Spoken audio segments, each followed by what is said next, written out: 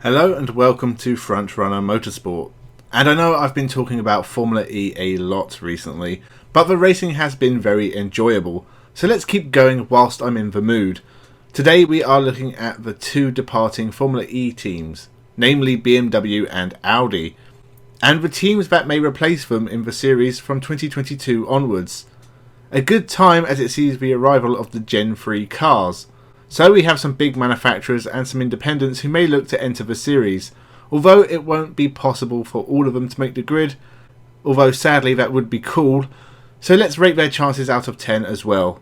So remember to subscribe and let's begin.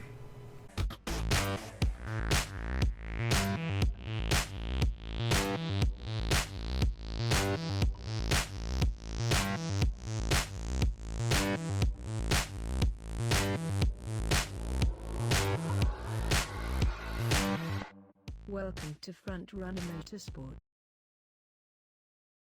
Honda, 2 out of 10.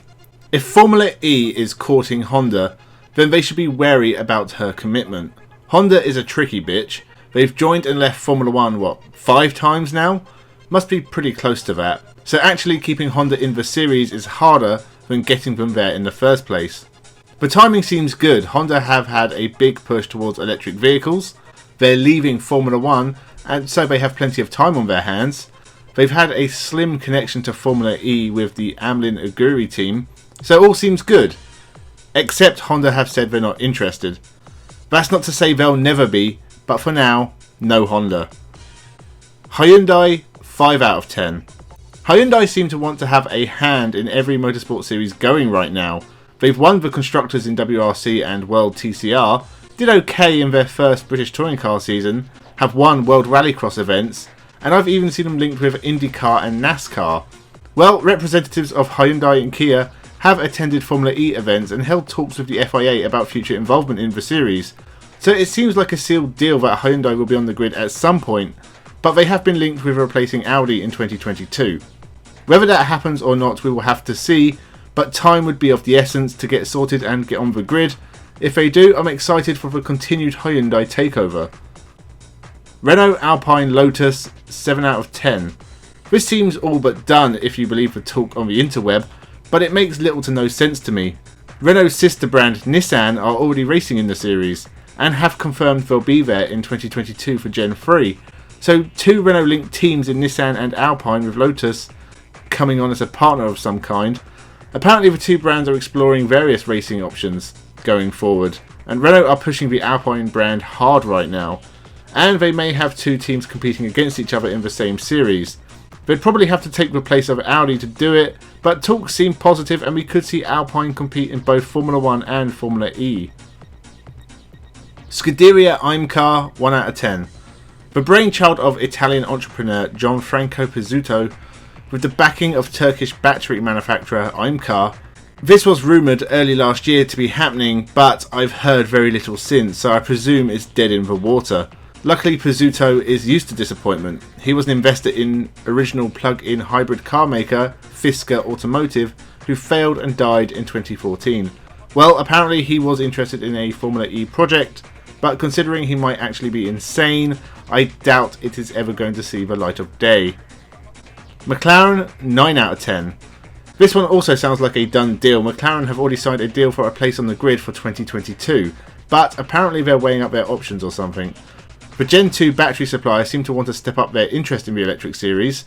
Considering McLaren are also racing in Formula 1 and IndyCar, they seem to be taking over single-seaters.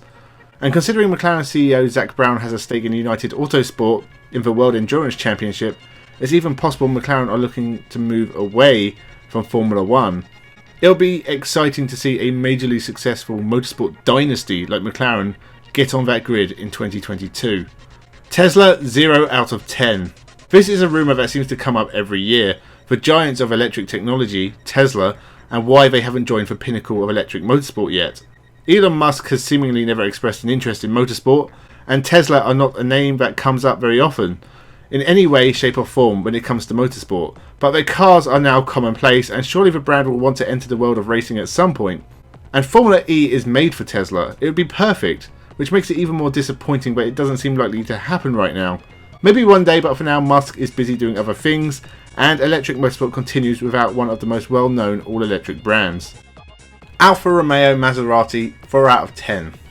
After the merger of Fiat Chrysler and the PSA Group into something called Stellantis, which really sounds like the name of the villain's organisation in a James Bond film, there could be a few brands owned by this mega company that could enter Formula E, but I think the most likely would be Alfa Romeo or Maserati. Alfa Romeo's contract with the Sauber team is coming up at the end of 2021, and the Stellantis group may want to do something else with it. Whilst the Maserati name is one of the classic names in motorsport, and it would be nice to see it on the grid somewhere. However, the group already has DS automobiles on the grid, so they probably won't have two brands fighting against each other, so unless they switch DS out, then I don't think this is going to happen. Ferrari, minus 5,000 out of 10. No chance, it's a shame, move on. So that was my list of possible replacement teams who could enter Formula E in 2022, some more outlandish than others.